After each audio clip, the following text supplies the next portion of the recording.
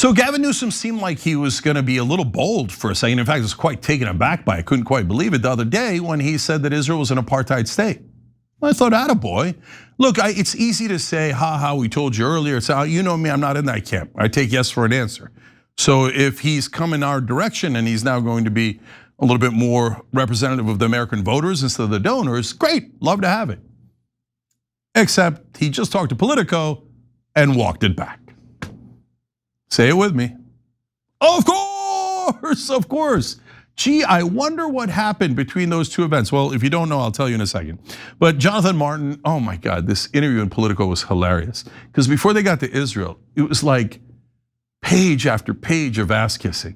Are you gonna run? Oh my God, in your book, you're so handsome and rich and poor at the same time. How do you do it? Like you read the interview, it is comical, right? So when it comes to someone who's an outsider on the right or the left, the press is vicious. Oh, we got these pictures from 1987. Is this you doing this? You dirty outsider radical. Jonathan Martin runs into Gavin Newsom. He's like, oh my God, you were with the Gettys and you grew up so, and then your aunt dated a Hollywood star and your mom dated someone else and you're so glamorous and amazing.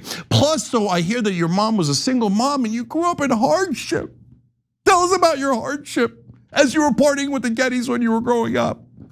This is the comical mainstream media in America. All right, so they finally get to Israel. Martin asks, do you consider yourself a Zionist? Let's pause there because that is such a weird question. Imagine someone's running for president and they're like, do you consider yourself a Peruvian nationalist? Like, what? No, why would I be a nationalist for Peru? Oh yeah? Do you consider yourself a Malaysian nationalist? You'd be like, what on God's green earth are you talking about? I'm running for president of the United States, not of a different country. But every reporter in America thinks this is a normal question. Are you a Zionist? Do you serve Israel? Do you swear an allegiance to Israel? Because if you don't, it's gonna be a real problem. It's gonna be, are you an anti-Semite that you won't swear allegiance to the nationalism of a different country and religion? What?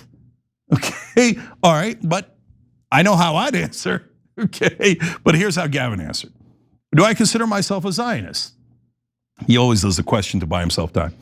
I revere the state of Israel. I'm proud to support the state of Israel. I deeply, deeply oppose Bibi Netanyahu's leadership, his opposition to the two-state solution, and deeply oppose how he's indulging the far right as it relates to what's going on in the West Bank.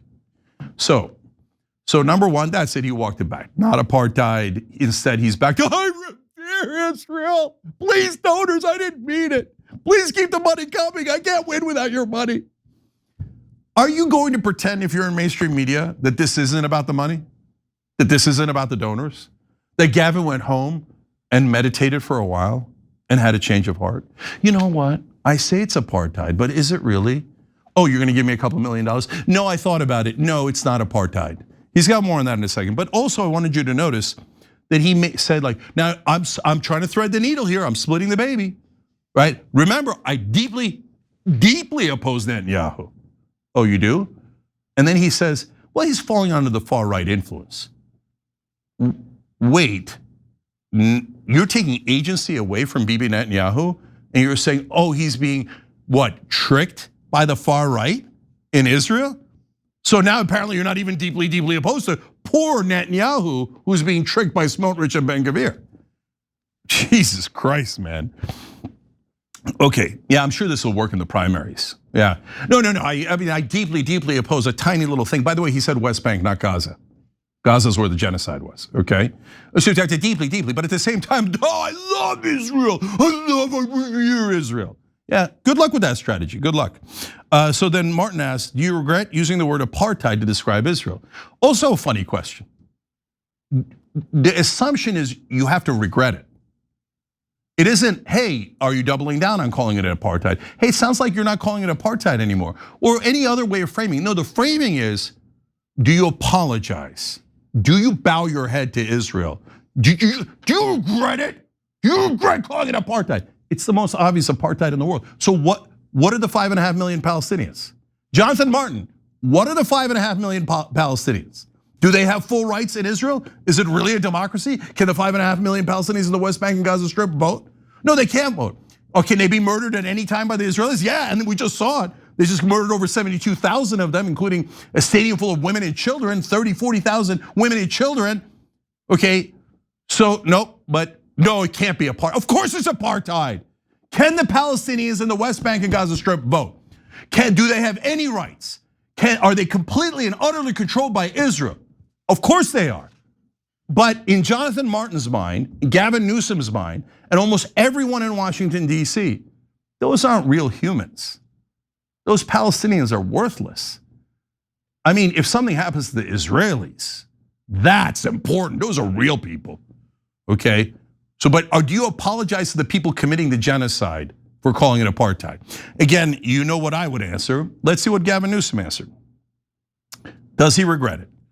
I do in this context.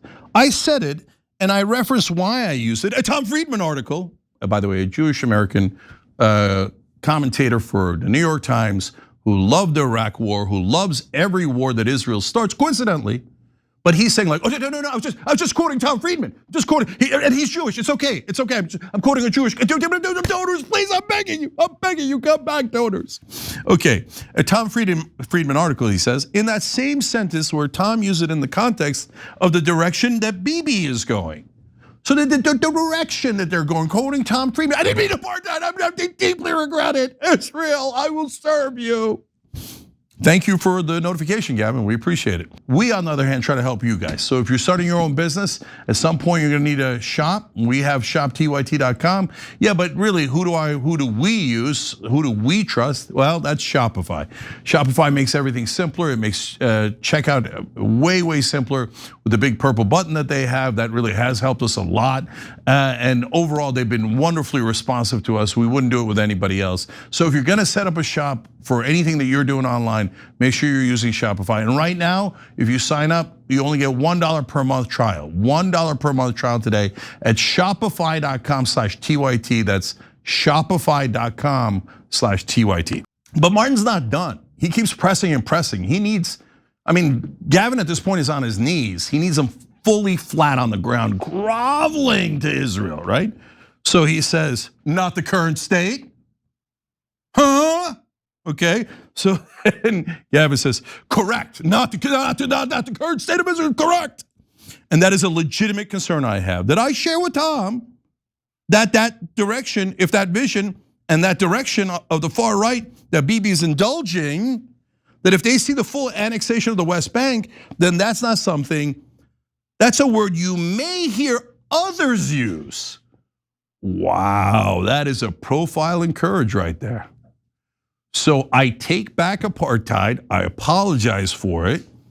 I call myself a Zionist, I revere the state of Israel, but someday in the future, not me, but others might call it apartheid. Have I split the baby? Fine. No, you haven't, Gavin. And you're never going to be able to split this baby. And so, look guys, now I'll do a prediction for you guys. So all of these corporate Democrats, and you'll know them by how much they defend Israel, no matter how gruesome Israel's actions are, and no matter how unpopular it is in the Democratic Party. Look, only 13% of Democratic voters view Israel positively. What kind of a moronic politician would go with the 13% instead of the 87%? And by the way, that poll was done a while back. That number's probably lower now.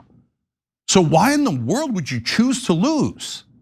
That's because they think, oh no, I'll trick the voters. I'll trick the voters with the money that I'm collecting from pro-Israel donors, and then I'll lie to them, just like every Democrat does and every Republican does.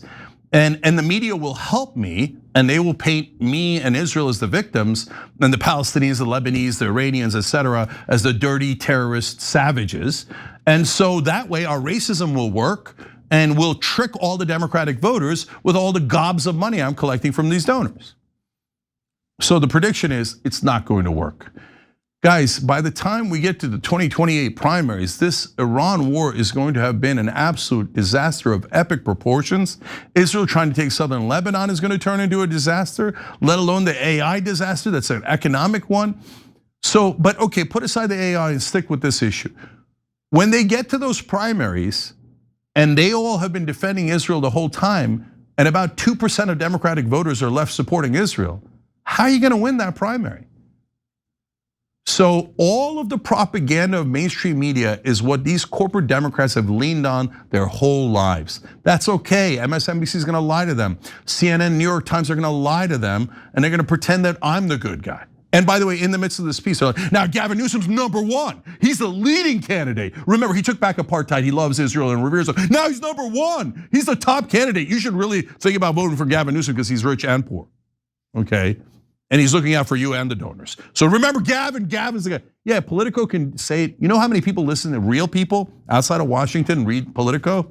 Approximately 0, none. Oh, but I have Axios, Politico, and Semaphore covered. Oh, you do, great. You'll have a bunch of senators and congressmen on your side and a lot of defense contractors, and you'll have 0 regular human beings. So enjoy that strategy. It's not just about Gavin Newsom. All the people who are choosing the donor class, choosing foreign governments and corporations above their voters, I believe are going to lose and lose badly in 2028. And I hope to God that that is true, because they would ruin the Democratic Party and this country if they one more time made false promises, then got into office and served ExxonMobil and Lockheed Martin and Pfizer and Israel. And that is exactly what they're planning to do, and Gavin Newsom just told you. Every time you ring the bell below, an angel gets his wings. Totally not true, but it does keep you updated on our live shows.